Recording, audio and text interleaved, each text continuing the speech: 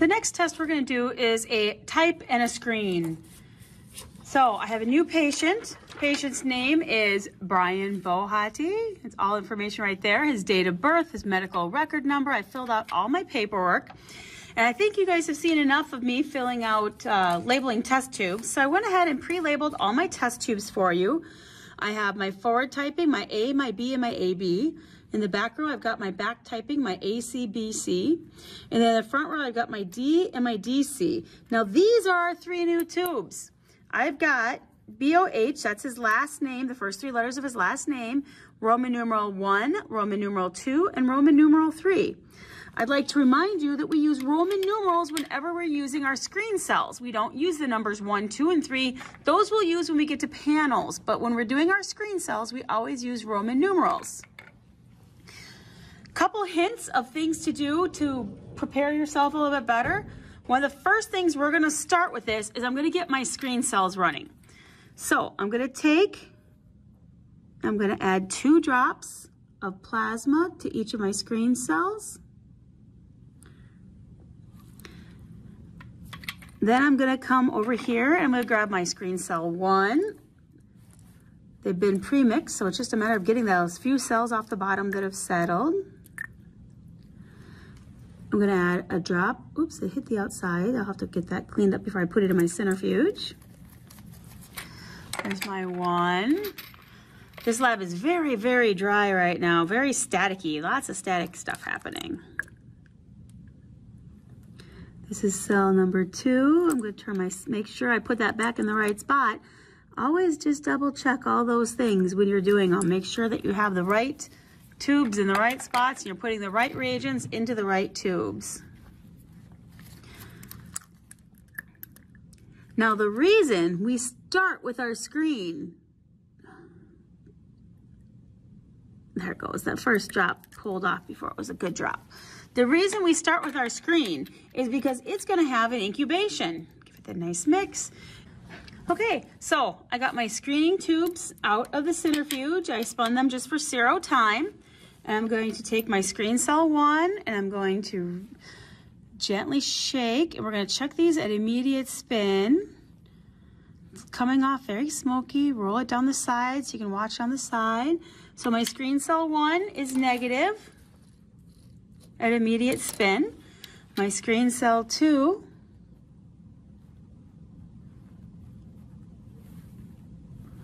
is negative at immediate spin. And my screen cell 3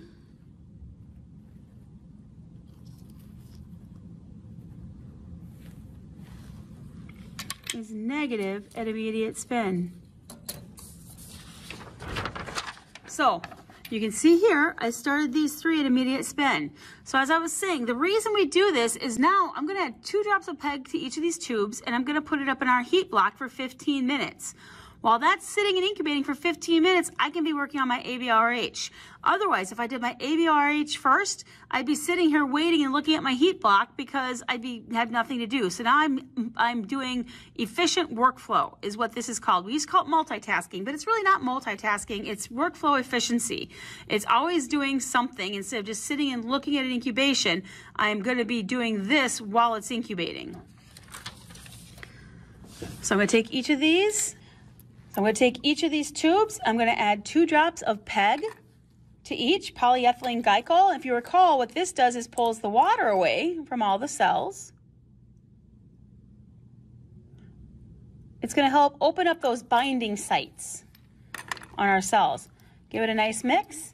I'm going to put it up into the incubator. You can see the heat block is at 37 degrees where it's supposed to be. So now I'm back down here. And we're going to start our ABOs while that's incubating for 15 minutes. So I check the clock and I'm going to set a timer here and make sure I know when I'm going to be doing that reading. So now we're going to do our ABO typing just like we've done in the past. So this is going to be a review, which is never a bad thing to get some review. Drop of anti-A into my A tube.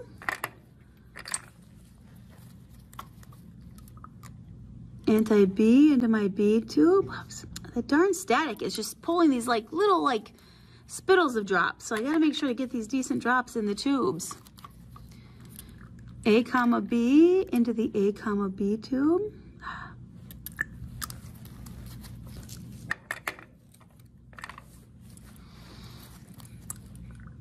D into my D tube.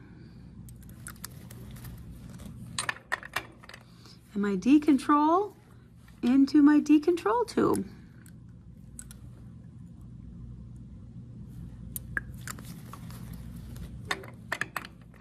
Okay, then I'm gonna put my plasma into my AC and BC tube. You're gonna put 2 drops of plasma.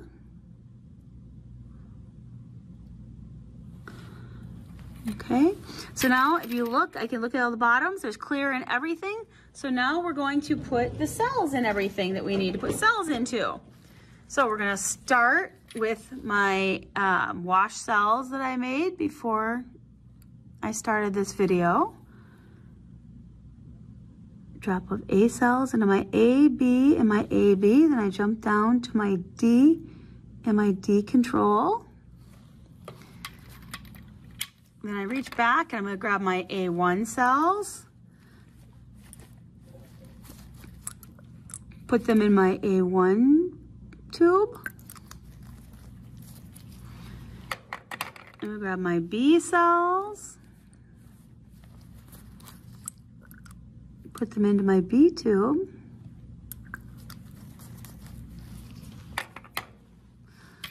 Give it a little mix, and now we're gonna centrifuge.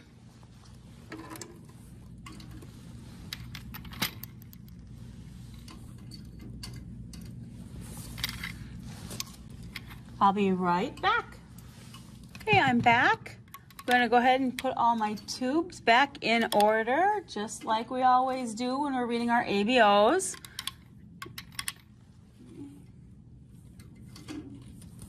And now we're not filling them, we can put them all in the front. It's just sometimes easier when you're starting out to put them in the back, just so you know your cells are in the back of what you're doing.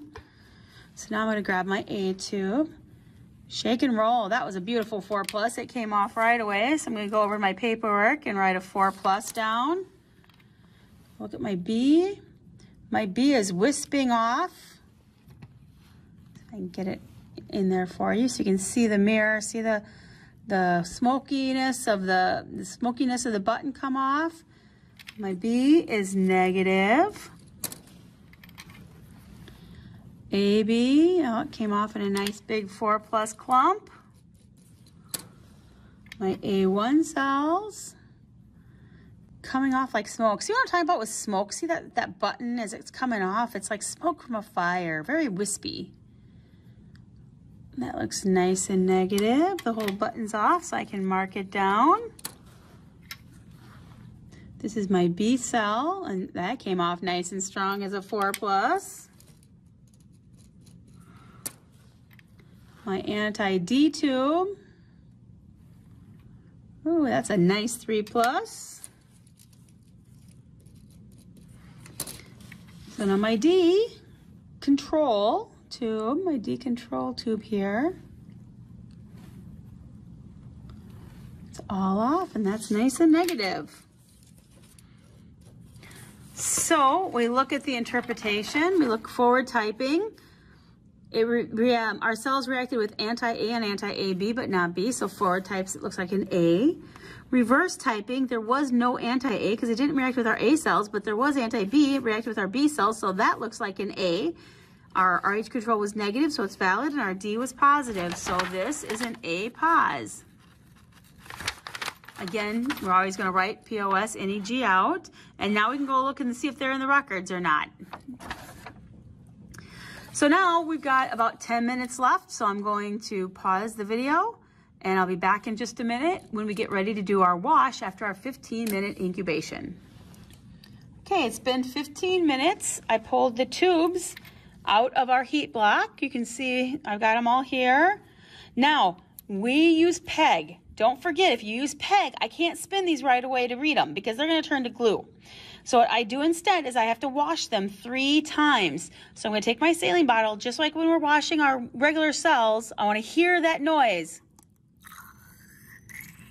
Those cells are all tumbling.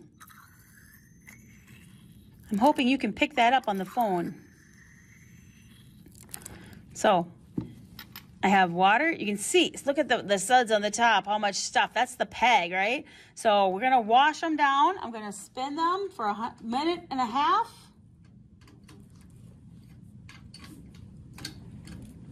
I'll be right back. So my first centrifugation is done. You can see the saline is nice and clear. The supernatant is nice and clear. I got my little buttons on the bottom. So what I'm going to do is I'm just going to decant all that saline off over there in my bucket. And then I'm going to bring it over and I'm going to resuspend those buttons. You always want to make sure between washes that you resuspend those buttons, because if you don't, when you go to put your next thing of saline in, you're not going to get that nice tumbling of the cells. We want those cells to tumble when we're adding our saline, because we're trying to get all those non-attached proteins and all that other ick out of there. That's the official term, ick. I'm standing by it. So I'm going to add saline again. Listen to that noise.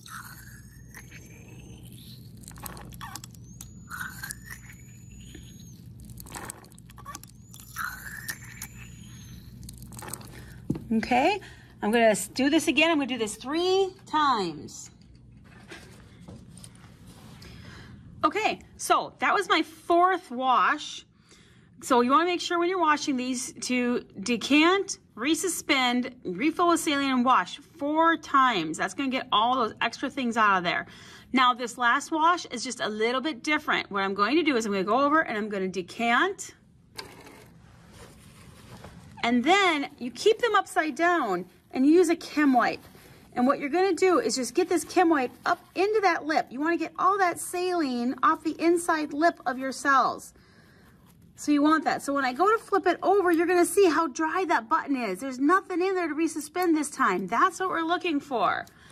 Now I'm going to take it's polyspecific anti-IgG C3D, also called anti-AHG, also called the green stuff.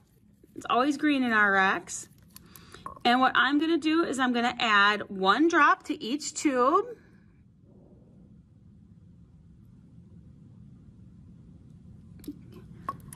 And now I'm going to use that to resuspend our tubes. So I want to use the AHG. Make sure to get that button totally off the bottom and mixed.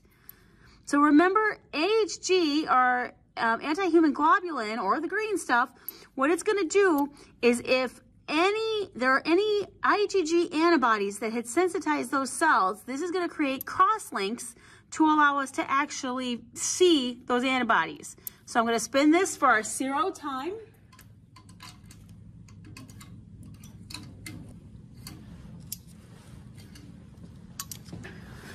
Okay, the centrifuge is done, so we'll put these back so they're in order. So I read them in order. I'm going to grab my tube number 1. I'm going to come over to my mirror, give some nice gentle shakes. Now, this is where you have to be really, really, really careful. You want gentle shakes, and you're going to look for even the smallest bit of clumping, because if there's not a lot of antibodies, we could potentially have a little 1+. That one is negative, so I'm going to put that on my A under HG on my form. Cell number 2.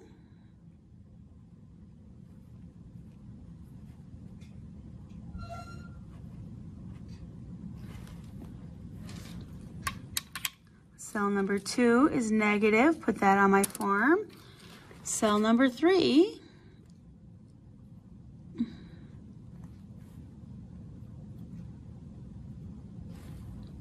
Cell number 3 is negative, so I'm going to put that on my form. Let me show you how my form is looking. So you can see I've got my immediate spin. I did initially that was negative. Now that was the HG read. Now we are going to do the Coombs check cells. Now remember, these cells should react, these cells have IgG on it and should react with any of our negative cells because it should react with the AHG. So what we're kind of doing here is checking to make sure our AHG is actually working right now and nothing has gone wrong.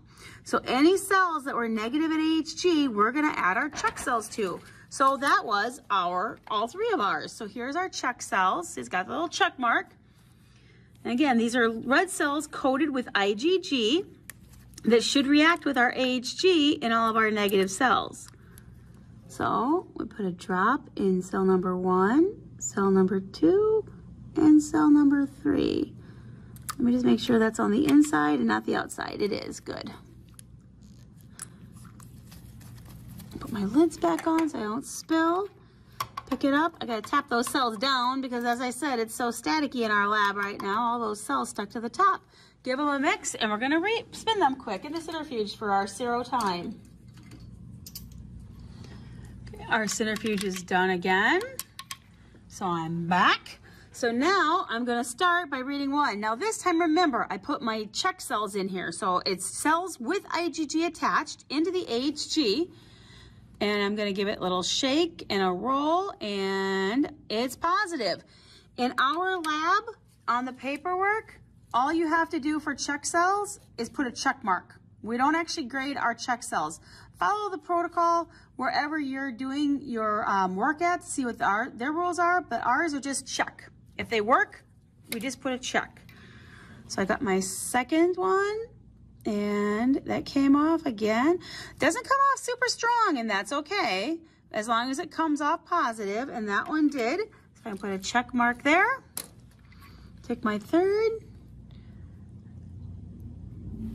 and that came off positive, so a check mark there. So now, as I'm filling out the rest of my form, you can see it was negative, the check cells worked, so this green cell is negative, this one is negative, this one is negative. So now we look over here, if any one of these is positive, we go here. If this was positive here and negative here, it would be positive. So when we write here, we're looking for any of these that were positive. They're all negative, these are all negative, and now over here, the overall screen is negative. If it's positive, then we'll go to the next step. But right now, this is as far as we're going. If you have any questions, please be sure to reach out to your instructor to answer them.